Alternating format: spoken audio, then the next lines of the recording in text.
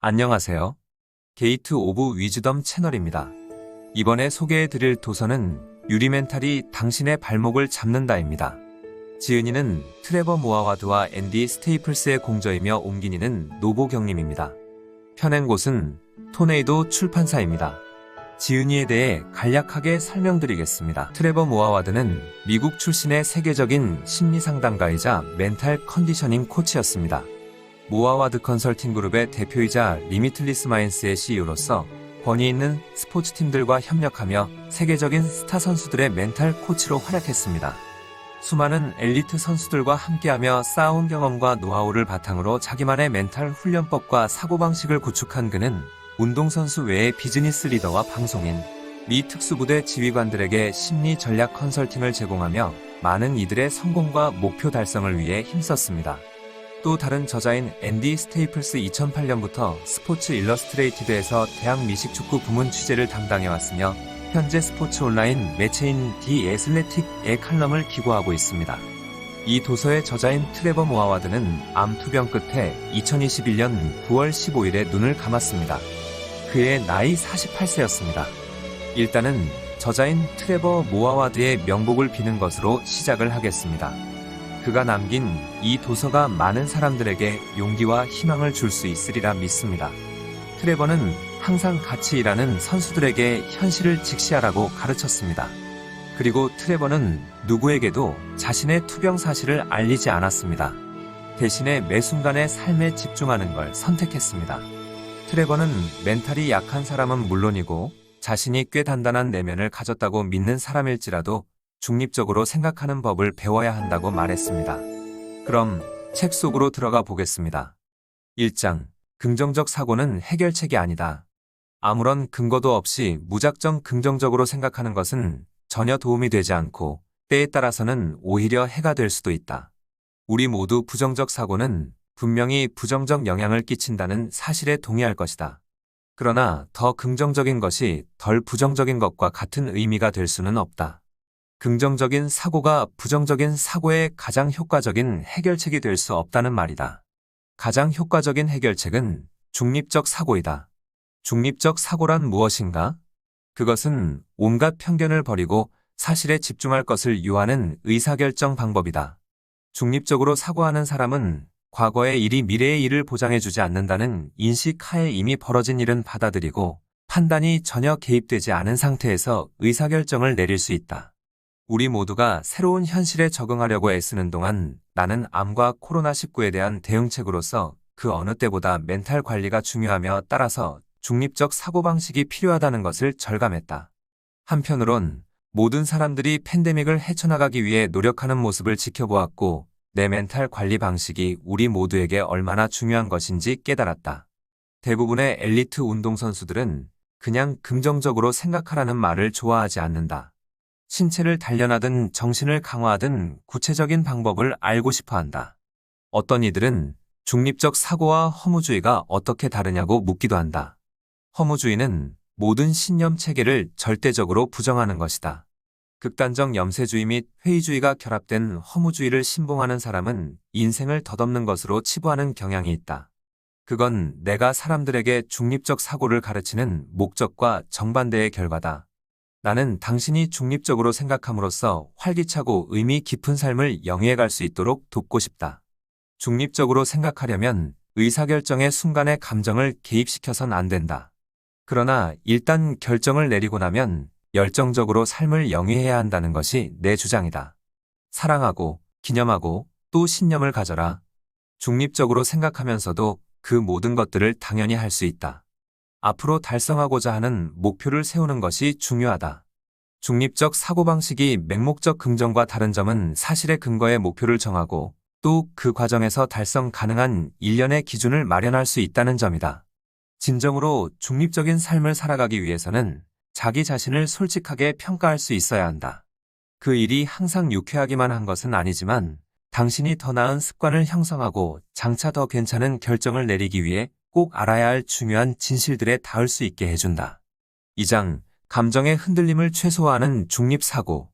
2019년 9월 누렇게 변해버린 눈으로 잠에서 깨어난 나는 그로부터 몇 주 뒤 그 원인을 알게 됐다. 담관함이었다. 내 병명을 알게 되었을 때 그 소식을 감당할 수 있는 유일한 방법은 흔들리는 멘탈을 잡고 중립을 찾는 것뿐이었다. 너무나 많은 사람들이 암을 접하고 있다. 내 경험상 이 싸움은 단번에 끝나지 않을 수도 있다. 나는 해군 특수부대 대원도 세계적 수준의 운동선수나 백만장자 CEO도 아니다.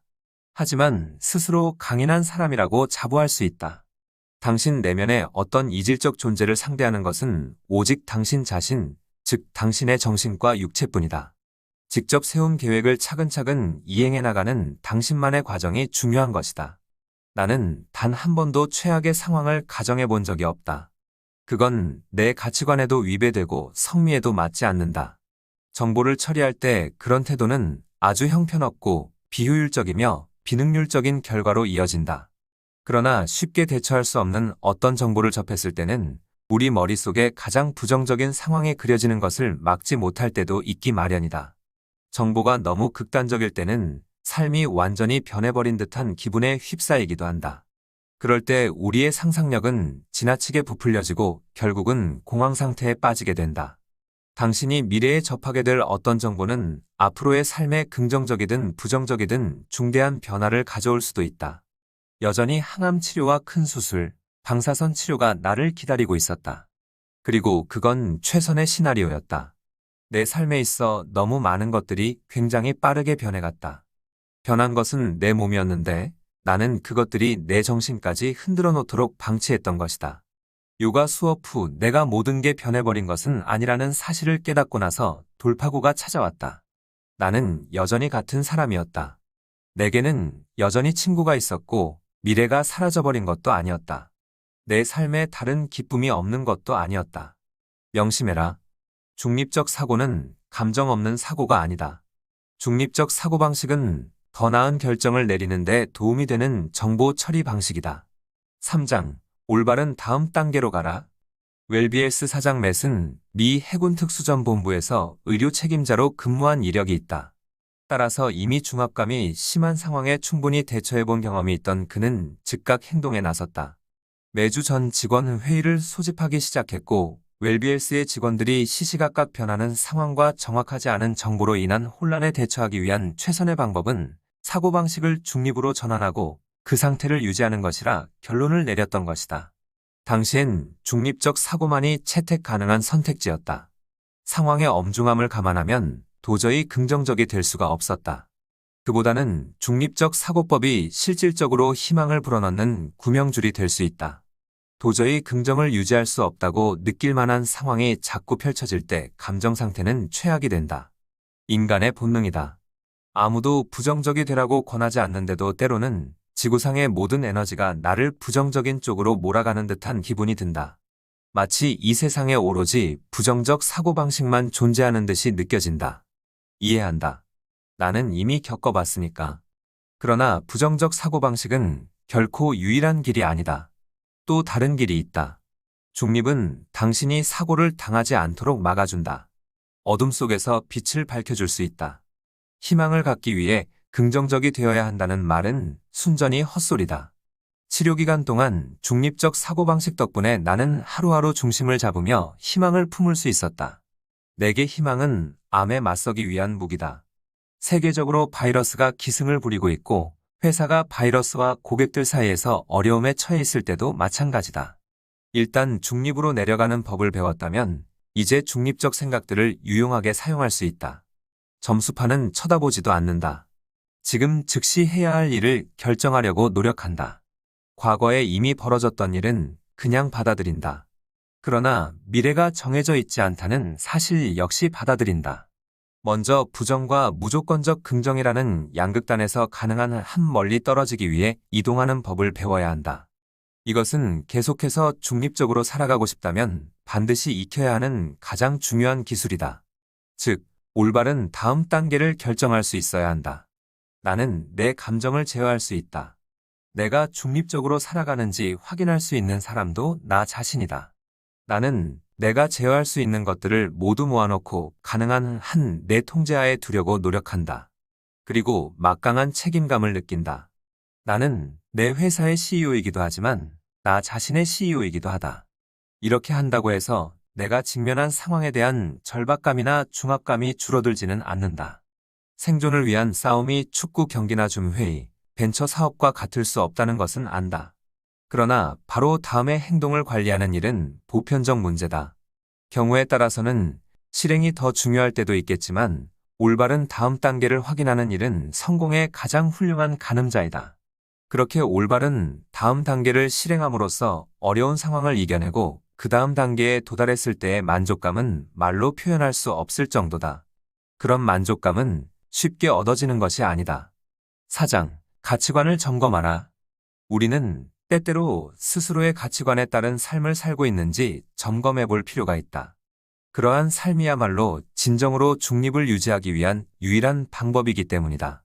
만약 자신이 그러한 삶에서 벗어나 있다면 스스로 내린 결정과 행동일지라도 그것이 옳은 것이라고 느껴지지 않을 것이다. 그런 결정과 행동이 목표 달성에 도움이 될 턱이 없다. 가치관이란 우리가 평생 습득해온 정보를 기초로 형성된 삶의 어느 한순간에 우선시하게 되는 그 무엇을 말한다. 우리는 의식적으로든 무의식적으로는 그것을 기준으로 삼고 있다. 대개 사람들이 성공 또는 실패의 이유로 가치관을 들먹이는 걸 좋아함에도 불구하고 사실 옳은 가치관이란 존재하지 않는다. 가치관은 우리 안에 존재하면서 우리의 결정을 이끄는 것이다. 그것은 부유함일 수도 있고 건강이나 종교, 신념, 가족, 성공, 탐욕 또는 성장일 수도 있다. 그것은 우리의 사회화 과정에서 계속 변하지만 대체로 일단 형성되고 나면 우리의 현재와 미래를 위한 결정을 조종하게 된다. 본질적으로 가치관은 우리가 중요하다고 믿는 어떤 것이다. 중립적 행동에 있어 가치관은 매우 중요하다. 우리가 알고 있든 모르고 있든 늘 우리의 과거와 현재의 행동을 이끌고 있기 때문이다. 가치관은 우리의 행동을 조종하면서 궁극적으로 어떤 사람이 될지 결정한다. 생각해보면 좀 오싹하기도 하다. 신경과학자 조 디스펜자에 의하면 스스로의 가치관을 자각하는 것이 아주 중요하다고 한다. 그렇지 않으면 삶이 반복된 행동의 연속이 돼버릴 수도 있다는 것이다.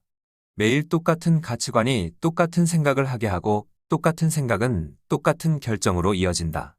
그리고 그 똑같은 결정은 똑같은 행동을 낳고 결국 똑같은 행동으로는 늘 똑같은 결과밖에 얻을 수 없는 것이다. 우리는 행동을 교정함으로써 이 순환을 끊어버릴 수 있다. 하지만 먼저 우리를 조종하는 것이 무엇인지 알아야 한다. 가치관은 스스로 자신의 주춧돌로 여기는 것을 말한다. 우리는 가치관에 따라 살기 위해 목표를 설정한다. 그리고 목표를 달성하기 위해 습관을 형성한다. 이 모든 것이 일직선으로 정렬되었을 때 우리가 성공에 이를 수 있는 것이다. 실패했을 때는 가치관과 목표, 습관을 점검해 어느 지점에서 어긋났는지 찾아내면 된다. 우리는 이미 모든 정보를 가지고 있으며 또 그 정보의 사용법도 알고 있을 것이므로 어긋난 부분이 있다면 그것을 수정할 수도 있을 것이다. 개인의 가치관이 중요한 것과 마찬가지로 그 개인이 속한 집단의 가치관도 중요하다. 다만 약간 차이가 우선 인간은 자신이 가치관에 따라 살아가는 데 도움이 되고 그 가치관을 함께 공유할 수 있는 집단에 소속되고자 하는 본능을 지닌다. 직장이든 자녀의 학교든 또는 종교적 모임이나 어떤 사회단체든 간에 나에게 가장 중요한 가치가 내가 선택한 그 집단의 다른 구성원들에게도 중요한 것이기를 바란다. 한편 자녀가 있는 사람은 자신의 자녀가 탄탄한 가치관을 갖고 그 가치관을 분명하게 인식하고 이해한 채 성장하기를 바란다. 직장에서는 타인을 이끌어가는 위치에 있는 사람이 단단한 가치 체계를 정립해 놓아야 그 아랫사람도 성공할 수 있는 법이다. 아무리 세계 최고의 운동선수 또는 성공한 사업가라 할지라도 가치관과 행동이 어긋나는 일은 발생한다. 누구에게나 있을 수 있는 일이다. 우리의 가치관에 약간이라도 변화가 생겼을 때 그런 어긋남이 발생한다. 어쩌면 축구선수 또는 농구선수로서 절대적 최강자라는 가치가 가족이나 사업 또는 처음 가치관이 형성될 당시 그 선수에게 고려되지 않았던 여타의 선택지로 바뀐 것일지도 모른다. 그래서 수시로 자신에게 중요한 것이 무엇인지 재검토할 필요가 있다는 것이다. 새 종이를 꺼내는 것부터 시작하자. 다시 목록을 작성하자. 만약 우선순위가 바뀌었다면 목표와 행동도 변화가 필요하다.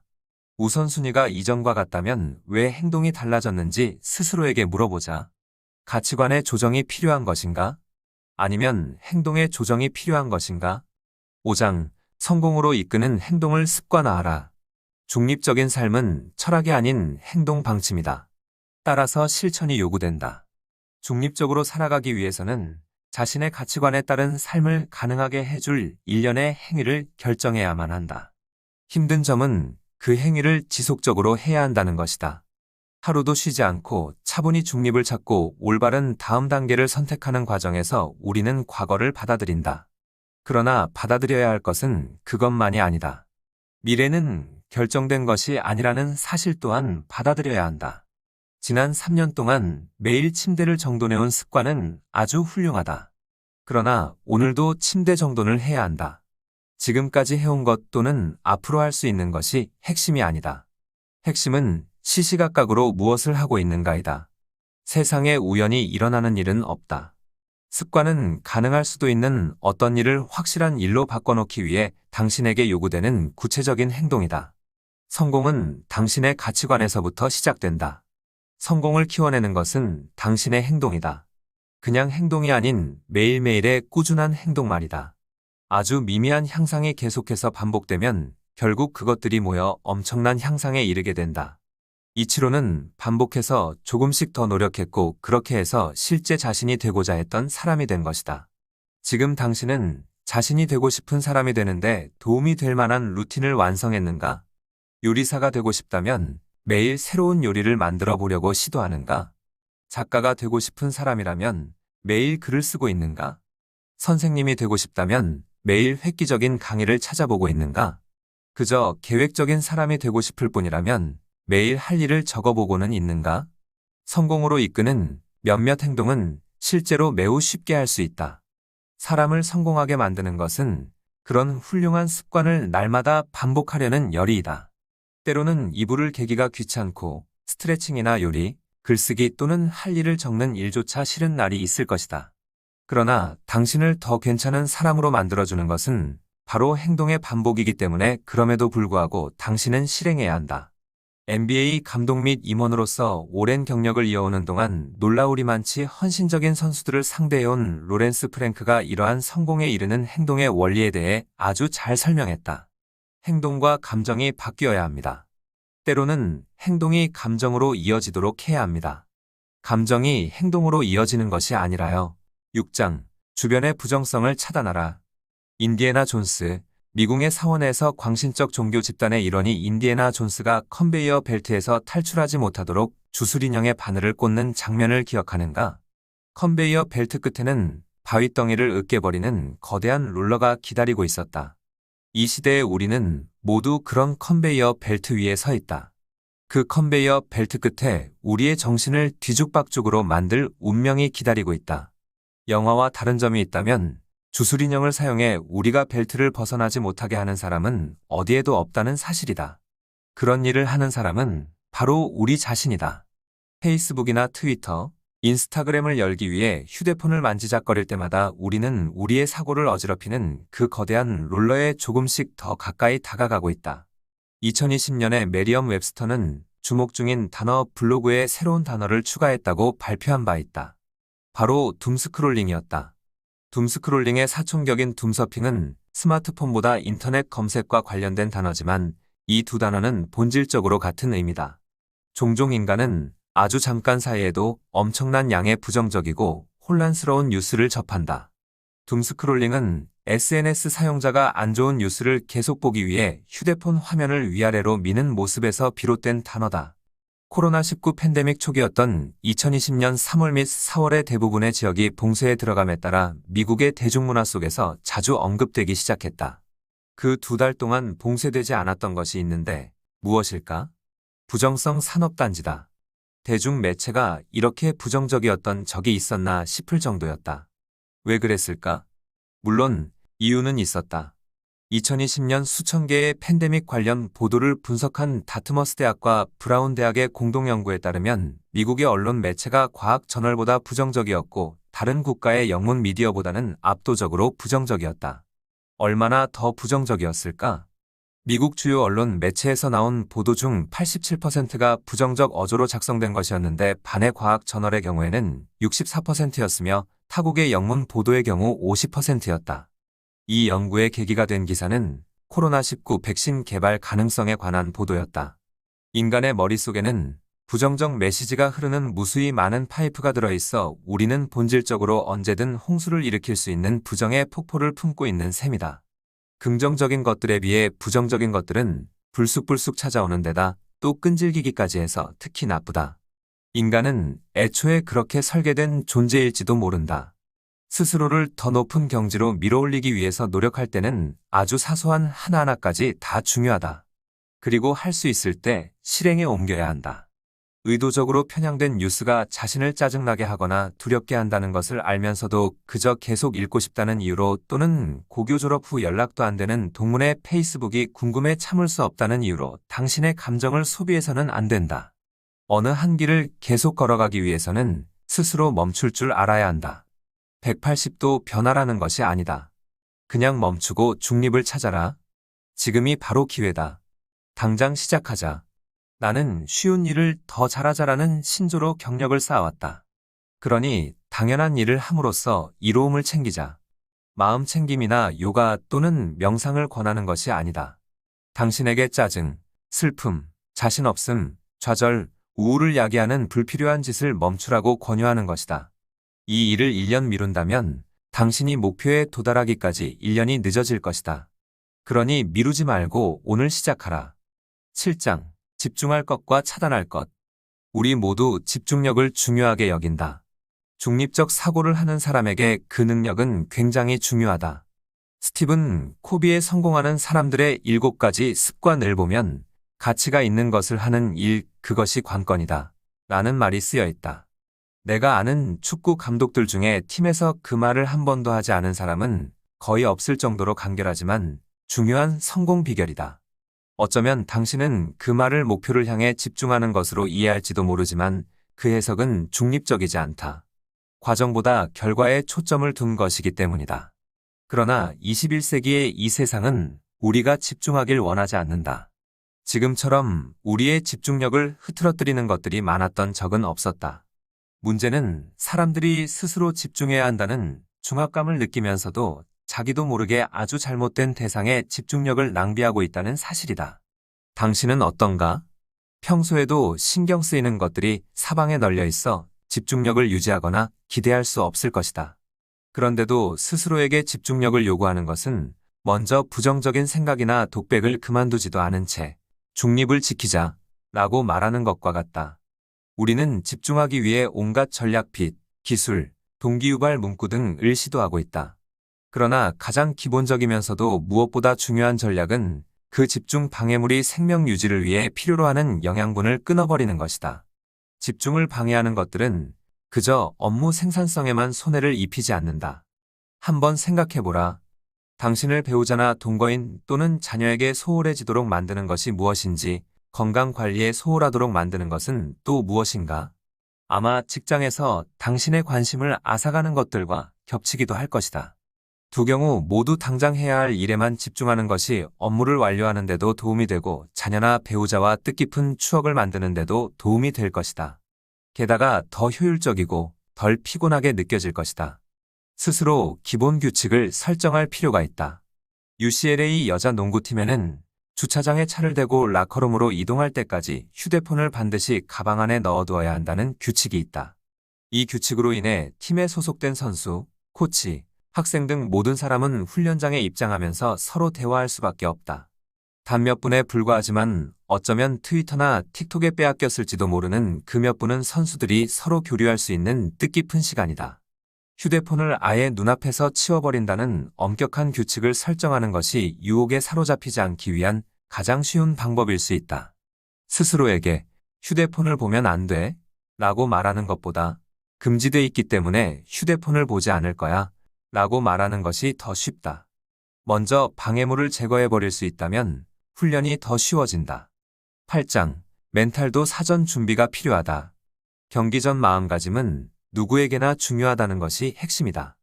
모든 사람이 경쟁을 예정해 두고 사는 것은 아니겠지만 우리는 앞으로 반드시 엄청나게 중요한 순간들이 계속 찾아올 것임을 잘 알고 있다. 그것은 직장에서 하게 될 중요한 프레젠테이션일 수도 있고 직장 면접일 수도 있다. 또는 자녀의 출생 같은 엄청난 일도 그러하다. 스트레스가 심한 상황에서 부정적 사고나 틀린 정보에 기반해 잘못된 결정을 내리는 일이 없도록 중립을 찾는 법은 이미 설명했다. 그러나 일단 중립을 찾을 수 있다면 자신이 어떤 마음가짐을 가지고 있는지 자각할 수 있다. 중립적 사고로 반응할 게 아니라 중립적 사고로 대비할 수 있게 된다는 말이다. 그렇게 되면 필연적으로 스트레스가 찾아왔을 때 차분히 중립을 찾기가 더 쉬워진다. 또한 단순히 마음이 가는 대로 내버려뒀을 때보다 더 준비된 상태로 스트레스 상황에 맞설 수 있다. 이 쿼터에서 연례점이나 실점하는 일 등의 실제 상황이 벌어지고 나서야 중립을 찾으려고 기다리고 있기만 할 게 아니라 큰일이 있기 전에 미리 적절한 마음가짐을 만들어 놓는 것 역시 중립적 삶을 위한 훈련에서 빼놓을 수 없다. 내가 마이클에게 전화한 이유는 얼마 전 그가 병마와 싸우며 힘든 시간을 이겨냈기 때문이다. 2018년 8월 마이클이 캘리포니아 말리부에 있는 자신의 집에서 운동을 마무리하다가 갑자기 발목이 말을 안 들어 발을 헛디뎠다. 그는 피트니스 벤치에 앉아 운동 중에 발목 부상을 초래할 만한 움직임이 있었는지 생각했다. 그때 그의 왼쪽 팔이 저려왔다. 심각한 질병이 아닐까 걱정이 된 마이클의 아내는 즉시 그를 응급실로 데리고 갔다. 의료진은 마이클에게 보다 정확한 검진을 위해 UCLA 의료센터로 갈 것을 권유했다. MRI 검사를 끝냈을 때 마이클의 왼쪽 발의 감각이 사라졌다. 그의 몸 왼쪽이 거의 마비되었다. 아직 50세였던 마이클에게 뇌졸중이 찾아왔다. 혈전이 뇌혈관으로 들어가 손상을 입힌 것이다. 그러나 마이클은 역시 마이클이었다. 그는 이 일로 오랫동안 힘들어하지 않았다. 그에게 올림픽 훈련과 재활치료는 그다지 다르지 않았다. 스스로 과거와 똑같은 멘탈 관리법을 따르겠노라 다짐했다. 훌륭한 습관을 기르고 점진적으로 발전해 나가는 자신을 기념하면서 말이다. 그는 고난을 훨씬 더 열심히 노력할 기회로 여겼다. 마이클이 자신의 신체를 이해하고 있는 최고의 선수라는 사실이 도움이 됐다.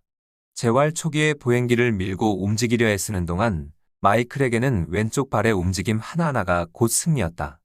그의 타고난 중립적 사고방식이 큰 도움이 됐다. 그는 단 하루 만에 걸을 수 없다는 사실을 인지했고 그래서 당장 걷지 못한다는 사실에 크게 상처받지 않았다. 재활 훈련량 달성에 걸리는 시간을 매일 수백 분의 몇 초씩 단축해가듯 그저 조금씩 향상시키면 된다고 생각했다. 그런 마음가짐 덕분에 마이클은 공격적이면서도 현실적인 목표를 설정할 수 있었다. 2019년이 시작되었을 때 마이클은 다시 정상적으로 걸을 수 있게 됐다. 아직 종종 저린 증상이 있었지만 그는 챔피언의 정신력으로 최악의 상황을 벗어날 수 있었다. 9장, 당신을 위한 팀을 꾸려라. 집단의식은 실제로 존재한다. 그것 때문에 우리가 공통의 목표를 향해 나아갈 때 서로 도울 수 있는 것이다. 제대로 구성된 팀은 경쟁에서 굉장히 유리하다. 스포츠 분야에서 그 사실을 부정할 사람은 없다. 사업에서도 마찬가지다. 당신의 회사에 결혼이 생겼을 때 당신은 CEO가 친한 사람을 고용하길 바라는가 아니면 이미 해당 직종에서 월등한 능력을 보여준 바 있는 인재를 고용하길 바라는가? 당연히 숙련된 전문가를 원할 것이다. 답이 너무나 명백하기 때문에 고민할 필요도 없는 문제다. 스포츠 분야에서 단장과 사장은 팀을 위한 최고의 선수들을 모집하는 록스타와 같다. 감독은 최고의 조화를 이루기 위해 라인업에 이런저런 조정을 가한다. 그리고 그 조정이 효과를 발휘했을 때 축포가 터진다. 마크는 2008년의 올스타, 그리고 ACC 올해의 수비수로 선정되기도 했다. 2009년 대학 4학년 시즌 준비 중 왼쪽 다리의 허벅지에 극심한 통증을 느꼈다. 처음에는 신경 손상을 의심했지만 MRI 검사 후 뭔가 의심스러운 것이 발견되어 종양 전문의를 찾아갔다. 병명은 유익6종으로 뼈에 발생하는 드문 유형의 암이었다. 항암 치료 후 마크에게는 두 가지 선택지가 주어졌다. 발병 부위에 방사선 치료를 받거나 아니면 외과 수술로 대퇴골을 일부 잘라내고 그 부위에 보철물이나 사체 공여자로부터 기증받은 신체 일부를 이식하는 방법이었다. 만약 수술을 받게 되면 다시는 미식 축구를 할 수 없었고 더구나 다시 정상적으로 걸을 수 있다는 보장도 없었다. 방사선 치료가 성공한다면 남은 인생 동안 정상적으로 움직일 수 있는 가능성이 훨씬 더 컸고 미식축구를 다시 할 수 있는 기회가 생길지도 모른다. 의사가 마크의 대퇴골에 금속 막대를 삽입해 전과 같은 강도를 유지시킬 수도 있었지만 그 방법은 엄청난 위험이 따랐다. 막대 삽입술의 절차에 대한 다른 의사의 의견을 듣다가 마크는 만약 방사선 치료가 효과가 없을 경우 다시 수술적 치료로 되돌아갈 수 없게 될지도 모른다는 사실을 알게 됐다. 방사선이 뼈를 부서지기 쉬운 상태로 만들어 보철물이나 신체 이식을 시도할 수 없을지도 모른다는 것이었다. 그렇게 되면 아마 다리를 절단하는 방법만이 남게 될 터였다. 마크는 방사선 치료를 선택했다. 매번 검사를 받을 때마다 예후가 좋아 상황은 점점 낙관적으로 변해갔다. 나쁜 세포들이 파괴됐고 그보다 훨씬 더 좋은 소식은 방사선이 그의 뼈를 심하게 약화시키지 않아 다시 회복되는데 문제가 없을 거란 것이었다. 모든 치료가 성공적으로 끝났다고 판단한 의료진은 마크의 대퇴골에 금속 막대를 삽입해도 좋다고 결론을 내렸다. 이제 마음만 있다면 다시 미식축구 경기장으로 돌아갈 수도 있었다. 인생에서 반드시 찾아서 곁에 두어야 하는 사람의 유형을 소개한다. 당신의 상황이 자신에게 영향을 미칠까봐 걱정하지 않는 사람을 찾아라. 도움을 받을 수 있도록 당신을 누군가와 연결해 줄 수 있는 사람을 찾아라. 당신과 말이 통하는 사람을 찾아라. 닮고 싶은 사람을 찾아라. 신앙을 공유할 수 있는 사람을 찾아라. 무슨 일이 벌어져도 당신을 사랑해 줄 수 있는 사람을 찾아라. 챔피언십 우승을 위해 과감히 자유계약 선수를 추가하라. 10장. 누구나 코치가 필요하다. 러셀 윌슨과 일했던 나에 대한 기사를 접한 뒤 슈라이버는 운동선수 외에 코칭 대상 범위를 확대할 수 있는지 내 의사를 알고 싶었다고 한다. 그녀는 내가 운동선수에게 가르치는 대부분의 방법들이 비즈니스 부문에도 적용 가능하다고 설명한 뒤 특히 출산이나 양육으로 인해 경력이 단절되었다가 다시 직장으로 돌아가려는 수많은 여성들에게 유익할 거라고 주장했다. 또한 타인을 관리하는 입장에 있는 사람에게도 도움이 될 수 있다고 말했다. 예를 들어 자녀를 훌륭한 사람으로 키우고 싶어하는 부모들 말이다. 슈라이버가 옳았다. 나는 그녀의 조언을 받아들여 스포츠 부문을 넘어 내 활동 반경을 확장했다. 그러고 보니 정말 공통되는 점이 많았다. 러셀 윌슨이나 피트 알론소에게 효과적이었던 중립적 사고의 기술은 확실히 수년간 경력 단절 뒤 직장으로 복귀하고자 하는 사람에게도 유용했다. 내 기술은 그들이 여러 가지 변화와 사건으로 인해 멘탈이 무너지지 않도록 또한 직장 및 가정생활을 원만하게 병행할 수 있도록 도와줄 수 있었다. 더 나아가 승진을 위해 경쟁하는 데도 효과적이었다. 그러나 마리아가 한 말 중에 진짜 가슴에 와닿았던 얘기는 누구나 코치가 필요하다는 말이었다. 누군가의 직장 상사들 아니면 아이의 훈육을 책임져야 할 부모들, 누구나 인생에서 어느 시점에는 타인을 지도해야 한다. 그리고 그럴 때 최선의 방법은 코치처럼 행동하는 것이다. 마리아는 바로 그러한 점을 짚어낸 거였다. 사람들이 잘할 수 있는 것을 찾아내서 더욱 더 잘할 수 있도록 격려하잖아요. 그런 역할을 담당하는 코치는 정말 대단하지 않나요? 다른 사람의 능력을 파악해 더 잘할 수 있는 것이 무엇인지 그 사람에게 보여줄 수 있다니 말이에요. 라는 마리아의 설명은 완벽하게 맞는 말이다. 기억하라. 사실을 추구하고 감정을 제거하는 것이 최고의 중립적 사고방식이다. 상사와 부하, 그리고 부모와 자녀 관계에서 감정은 언제든 과열될 수 있다. 자신을 더 많은 정보로 무장하면 할수록 서로 간의 관계에서 감정을 배제한 채 사실을 추구하면서 모두에게 도움이 될 올바른 다음 단계를 찾는 일이 더 쉬워진다. 상황이 어떠하든 또 상대가 어떠한 유형의 사람이든 훌륭한 코치가 지도하는 방식을 모방하는 것이 상대는 물론이고 당신에게도 이로운 일이다. 사실을 추구하라. 문제를 정확히 파악하라. 올바른 다음 단계를 찾아라. 당신이 상대방이 더 발전할 수 있도록 돕고 싶어 한다는 것을 상대에게 보여줘라. 스스로에게 동기를 유발할 수 있는 방법을 알아내고 그 방법을 자신에게 적용하라.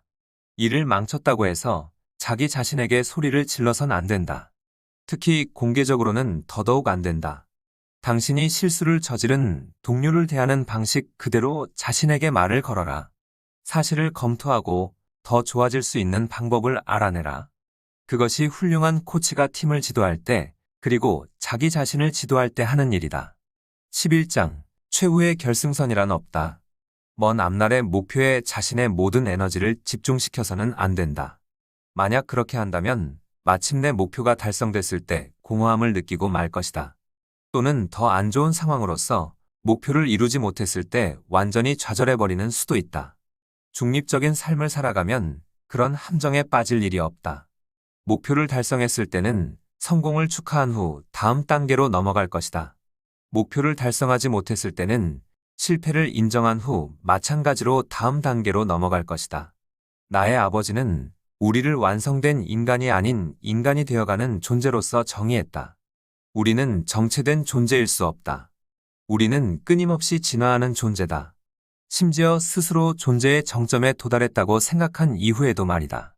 빌리는 첫 전국 대회 우승 이후 이러한 사실을 재빨리 이해했다. 그 성취와 공허 사이의 괴리감을 오래 끌고 가지도 않았다. 빌리는 다시 자신의 본분으로 돌아갔다.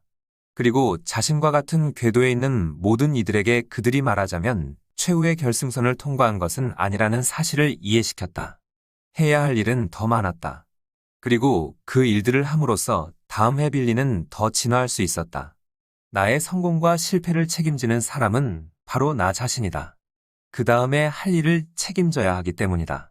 그리고 늘 다음이 존재한다는 사실을 이해해야 한다. 달성하기만 하면 바로 당신의 모든 에너지의 전원을 꺼버려도 되는 그런 목표는 존재하지 않는다. 너무 참담해서 당신을 영원히 가시덤불 속에 처박혀 있게 만드는 그런 실패도 존재하지 않는다.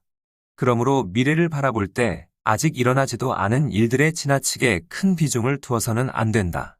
당신의 삶의 행로에서 당신이 어디에 있든 나는 이 책을 읽은 후 당신이 이미 일어난 모든 일들을 사실 그대로 받아들이게 되길 바란다. 과거에 이미 일어난 일이 미래를 예측하는 것이 아니라는 사실을 당신도 잘 알고 있을 것이기 때문이다. 모든 순간이 그 자체로 도전이고 모험이다. 그러므로 바로 다음 순간을 당신의 것으로 만들어라. 그리고 그 다음 순간도, 또 그 다음 순간도, 그리고 멈추지 말고 계속 그렇게 살아가라. 이상으로 이 도서의 소개를 마치겠습니다. 저는 좋은 도서로 다시 찾아뵙겠습니다. 감사합니다. 구독과 좋아요, 알림 설정은 영상 제작에 큰 힘이 됩니다. Get of Wisdom 채널이었습니다. 감사합니다.